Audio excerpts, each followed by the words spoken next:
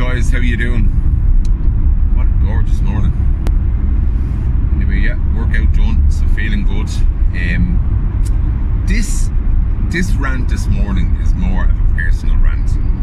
So, apologies, it's not related to everyday life, but it was just something that got my fucking goat up on Saturday night.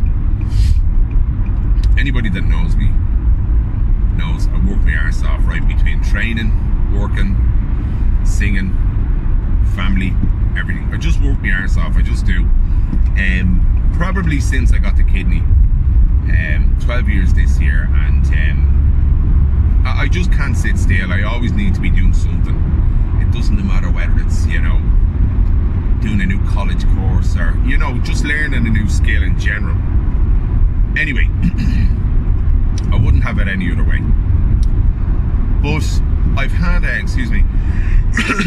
I've had a great Christmas run, in the sense of I've got to play to a lot of diverse people from different demographics and age, and just a nice run and nice weddings and stuff like that, and from one-man gigs to three-man gigs to a full 5 and 6 piece band, which is great, being varied rather than kind of playing to one place, doing the same show over and over again for the whole of December and some of November. That just would bore me to tears, and some people are happy to do that. Not my bag.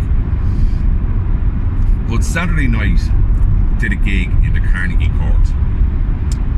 Lovely people to deal with in the hotel, I have to say. Really, really, really well organised and full house. There was 200 people in the room. It's an awkward room now because it's a long room. Excuse me. It's a long room, and but it was great. As I said, sometimes you just see these rooms and say it doesn't matter, it's going to be grand, because usually I prefer playing to a wide room because you can kind of see everybody. So anyway, the night was billed as a Frankly Bublé night, right? Now, anybody with a bit of sense knows that at a 12 company shared Christmas party, you are not going to play Bublé all night. You're lucky if you're going to play 2 or 3 of his songs, because it's not going to keep a party up and dancing. It's just not going to happen. And then people go, oh, but you could play this or you could play that. Chances are they're not going to be his songs. Like Bublé, I don't have many. I'm following him since 2005 and I love him, love his concerts, love his music, everything. But if I was to sit down and kind of say, right, name 15 songs or even 36 songs, that's where we're going to be playing from with the band on a night like that, we would cherry pick from about 36 songs. So I'd love to, sit down and kind of go, right, can I pick 36 songs of Bublé's original stuff, not covers, to fill a night? No, I can't. You know what I mean? And like, if you go to a Bublé thing, you're sitting down most of the time, and if you're going to a Bublé gig, you're paying 110 for a ticket. You're a fanatic. Do you know what I mean? So it doesn't matter whether he does Fever or Me and Mrs. Jones or To Love Somebody or any of these kind of big numbers, because chances are 70% of the gig is going to be covers. And I'm not slagging because I'm a fan. But on Saturday night, we started off with a lot of the swing stuff, or crossover songs between Frank, Dean, Bublé, Bobby Darin, and then we went into the party stuff, right? So this is the first half, and about 6 or 7 songs from the end of the first half, one of the girls came up that works in the hotel and said, she didn't say who, but I have a fair idea who, and she said, do you want more Michael Bublé songs, right? Now, like, I love that general sweeping comment, Michael Bublé songs. What fucking Bublé songs do you want?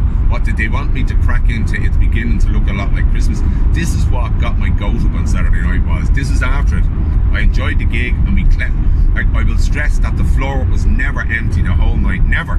It never emptied the whole night, because we went right through. We took no break or anything like that. And we were doing everything from Valerie by Amy Winehouse to Happy by Pharrell.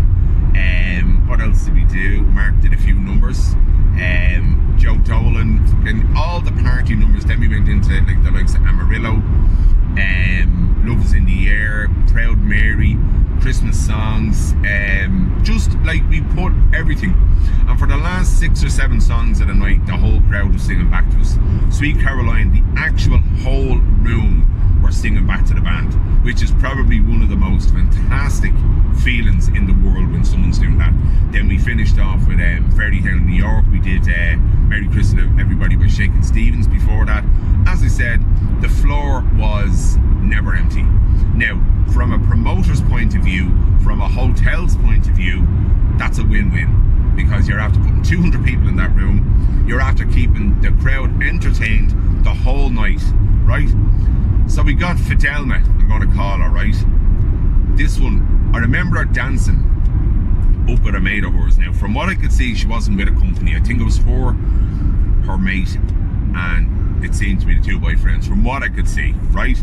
Now, if Fidelma, and we'll call him Declan, thought they were going to a fucking Michael Bublé tribute gig, well, they were going to the wrong party.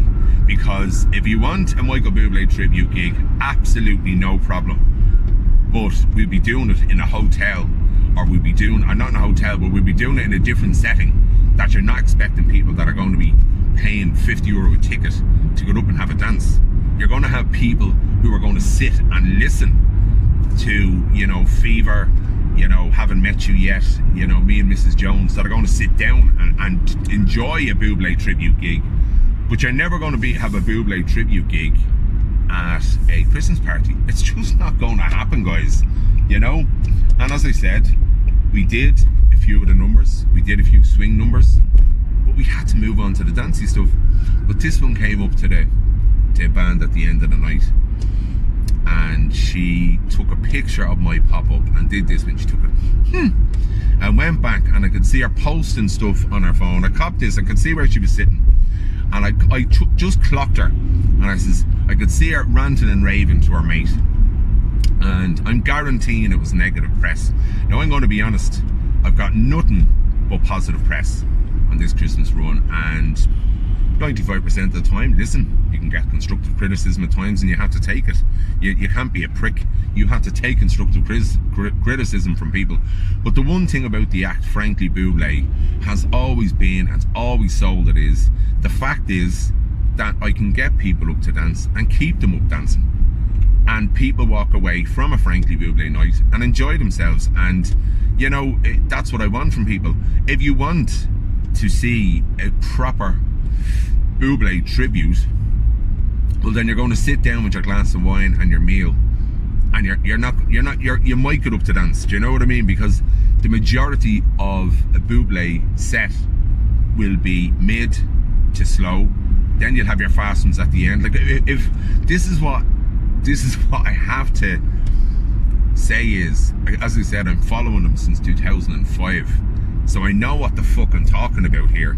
But I'd love for them to go to a Bublé gig and come back to me, show me the set list, and tell me how many songs were his originals. Now, I'm not slagging him, as I said, because like Frank Sinatra never wrote a fucking song in his life. He sung other people's songs. Do you know what I mean? This is what people fail to realise. But Bublé's made his money. He has brought a lot of life to swing music. You know, I love his arrangements of the music and stuff like that. But, you know, just Fidelma and Declan and our 2 buds, you know, your woman really got me tits up on Saturday night, because it was just like, you know, you're kind of saying, guys, you know, what do you want me to do here? Like, it's a Christmas party. Like, what do you want me to do? Do you want me to crack into home now and completely kill the crowd? Because our interest that night was keeping that floor full, because that gig came through a promoter. I usually do my own stuff, but this fella came to me and said, would you play? I said, yeah, great. And we kept the floor full, and that was the job done. So Fidelma, I'm waiting to see this negative press, but God love you when it happens, because I'll tell you one thing,